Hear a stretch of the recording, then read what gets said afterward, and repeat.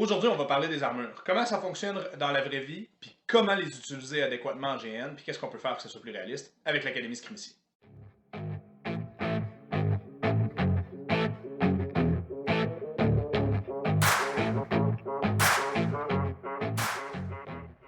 Les armures, c'est un sujet qui est un peu touché parce qu'il y a beaucoup d'éléments et d'informations contradictoires dans les différents médias qui sont exploités ou qui attirent l'attention des joueurs de GN pour qu'on ait une image qui soit vraiment adéquate ou réaliste de cette situation-là.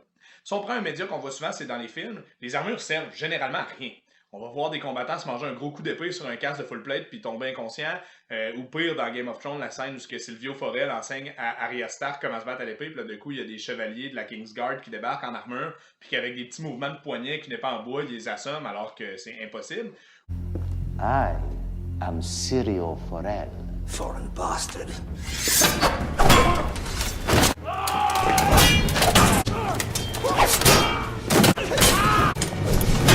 Ou si on prend des exemples dans des trucs plus sci-fi ou autres, que les armures de Stormtroopers ont l'air de littéralement servir à rien, dès qu'ils reçoivent un coup, ils tombent.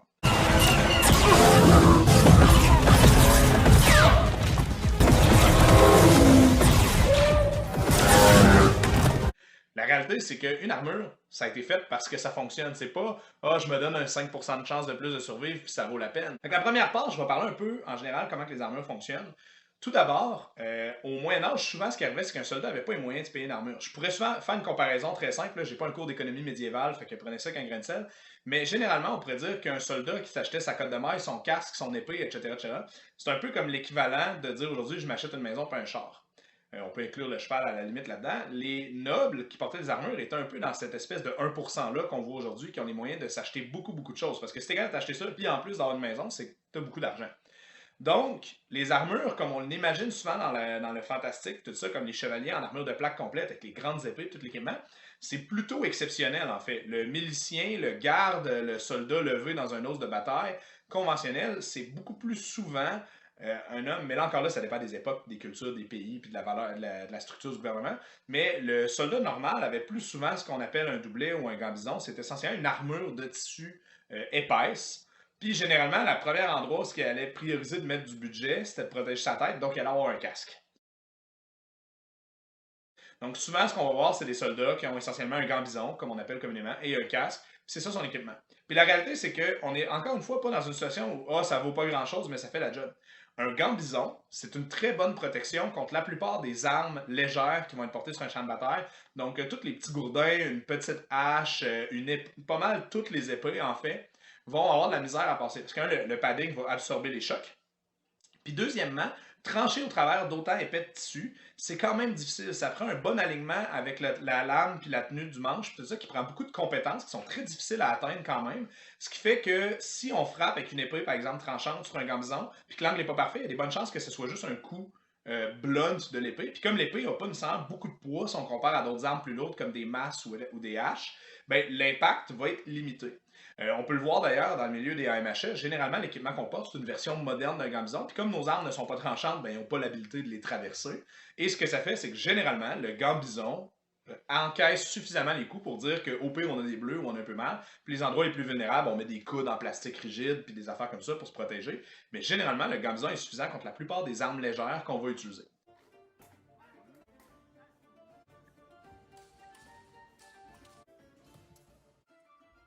C'est ce qui faisait que notamment l'estoc était si priorisé ou la lance était si prédominante aussi, parce que ces armes-là, estoquant, la pointe, du moment qu'elle touche du dessus et qu'elle commence à rentrer dedans, avec toute la force biomécanique d'un corps en arrière, ça traverse aisément les armures qui sont plus souples. Donc, on se retrouve avec des gambisons qui vont se faire percer facilement par les estocs, tout ça. Donc, déjà en partant, le gambison, c'est une armure assez commune, assez efficace. Après ça, on peut racheter la cotte de maille qui va souvent être portée sur le gambison en plus parce que ce qu'on fait, c'est qu'on rajoute une couche qui est difficile à pénétrer, donc qui ne va pas se faire couper par une épée facilement, mais que les impacts plus forts vont être divisés contre les mailles et ensuite absorbés par le gambison en dessous. À partir de là, on parle d'un char d'assaut. L'image d'un chevalier du 12e siècle qui est essentiellement en cotte de maille avec un casque, son gambison en dessous et son équipement va être très bien protégé, très dur à abattre pour la plupart des armes, même les plus petites masses, les petites haches, ces armes-là vont avoir de la misère à pénétrer. Selon la qualité de la cotte de maille, la qualité des anneaux, puis tout ça, ça peut même absorber justement les attaques de certains projectiles, de lances, et même des estocs de certaines épées. Donc, tout dépendant du contexte de l'entraînement, de la qualité de l'armure, tout ça. Donc, on est rendu avec un char d'assaut, ce que, essentiellement, si on veut le tuer, ça va prendre des armes plus adéquates pour ça, comme des polearms, des hallebardes, des couteaux de brèche, des choses comme ça. Ou sinon, d'utiliser des marteaux de guerre, que là, vont faire fi de la protection et du padding relatif de cette armure-là pour se rendre direct à ce qu'il y a en dessous, puis faire du dégât. Donc, déjà, quand on est un guerrier en cas de maille, si on se bat contre quelqu'un qui n'est pas capable d'aller chercher les failles, les trous dans l'armure, ou qui n'est pas armé avec une arme qui est essentiellement faite pour percer cette armure-là, mais on se retrouve à être un peu un char d'assaut.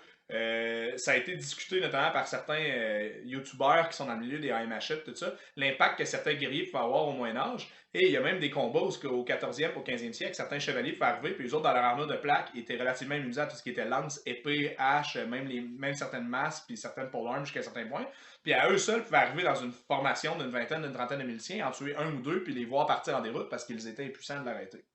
Donc, souvent, les armures, des bonnes occasions, ça va être d'avoir des techniques qui vont nous permettre de se rendre avec la pointe dans des faiblesses. On va souvent voir dans les manuscrits des techniques de mi-lame ou inversement de transformer notre épée un peu en marteau de guerre en la tenant par la lame, en frappant avec les quillons pour faire une masse puis concentrer toute la force dans un impact très puissant, souvent en visant la tête. Mais ça reste des techniques un peu last ditch versus avoir des armes performantes comme des marteaux de guerre et des hallebardes qui ont beaucoup plus de punch de base puis qui vont pouvoir faire ça sans avoir à altérer leur utilisation. En d'autres mots, je dirais que quand on arrive contre quelqu'un qui est dans une véritable armure en acier complète, que ce soit une cotte de maille ou une armure de plaque, si on va dans les époques ultérieures, on se retrouve un peu quand on se bat à l'épée contre ces gens-là ou avec des armes légères, improvisées, que ce soit des petites maillotches, des lances en bois, etc. On se ramasse un peu essentiellement à être comme des soldats qui tentent d'utiliser des pistolets ou des carabines contre un char d'assaut. C'est là qu'on a besoin de sortir les lance-missiles, l'armement de char, puis là, c'est là qu'on parle de bec de corbin, de marteau de guerre, d'hallebarde, etc., qui sont les outils appropriés pour combattre cet équipement-là. Quand on arrive à la full plate, ben là, on est vraiment au summum de la technologie. Un élément qui est intéressant à prendre en compte, c'est que souvent dans les univers comme Donjon Dragon ou dans certains jeux vidéo, on présente un peu la full plate puis la cotte de maille comme étant un trade-off. La cotte de maille est plus agile, mais protège moins, puis la full plate est moins agile, mais protège plus. Ce qui n'est pas vraiment vrai. Puis vous pouvez avoir l'impression que c'est vrai à cause qu'en GN, souvent on achète des armures cheap en Inde, au Pakistan, ou des armures qui n'ont pas été faites pour notre taille, mais la réalité c'est qu'une armure de plaque c'est un gros investissement, ou même une cotte de maille, puis c'est fait sur mesure pour son utilisateur. Donc ces outils-là sont quand même beaucoup plus optimisés en termes d'agilité qu'on pense. Et l'armure de plaque, c'est une armure donc, qui est très bien équilibrée, que le poids est très bien réparti, et on est capable aisément, avec une armure de plaque, de faire des manœuvres comme des... Donc, oui, c'est sûr que c'est pas comme être sans armure, mais l'armure de plaque, en fait, est généralement plus mobile, maniable et efficace et ressentie comme étant beaucoup plus légère que ce qui va être le cas d'une armure de maille. Donc, on a une armure qui est en tout point supérieure, qui va être capable de, à mesure que les technologies vont avancer, avec les angles des plaques d'armure, etc., dévier les projectiles de plus en plus fort, puis d'être capable d'absorber la plupart des coups qui vont être faits, puis qui vont protéger la plupart des failles, qui fait qu'on pourrait essayer de glisser un estoc quelque part là-dedans, rendant cette armure-là plus efficace pour la vaincre avec des armes comme justement des marteaux de guerre pour la bosser, la pénétrer.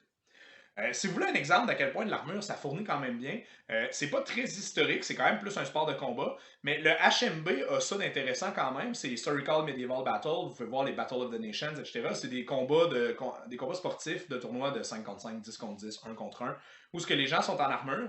Ils ont essentiellement pas le droit de faire aucune des techniques efficaces en armure, c'est-à-dire viser les failles, essayer d'avoir une arme faite pour pénétrer l'armure, etc. Parce que c'est un sport et les gens veulent revenir vivants. Donc, c'est beaucoup plus soit un sport de points ou de lutte, ce qu'on veut mettre la personne à terre pour gagner le combat. Mais essentiellement, on les voit se frapper à coups d'albarde, à coups de fauchon, à coups d'épée deux mains. Puis les gars se mangent une pelletée de coups par la tête et sont absolument inaffectés.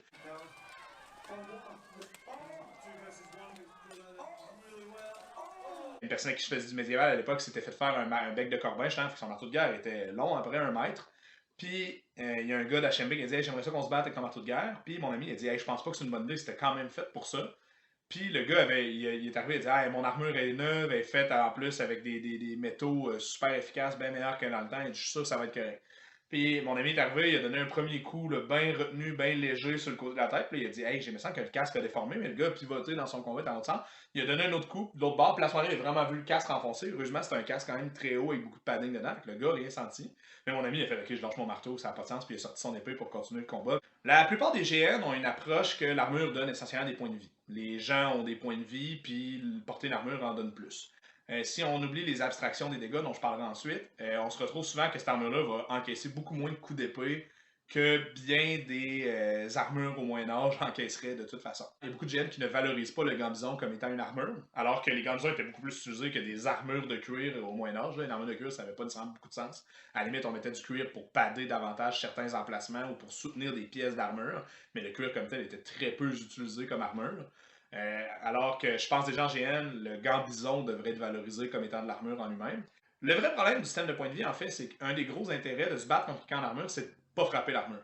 Fait que quand on arrive, on dit, OK, tu portes un torse de plate, mais aucune autre armure, on te donne 5 points de vie de plus. Dans un vrai combat, je ferais ça, genre frapper ses mains, je le frapperais d'en face, je lui couperais une jambe, etc. Je frapperais pas son armure, je frapperais ailleurs. Les points de vie et les dégâts que les armes font peuvent être considérés comme étant une abstraction de dans un combat, j'aurais probablement frappé dans des failles de ton armure si on parle de points de vie de patate, mais là, comme ça n'a pas d'importance, je te frappe dessus, c'est tout.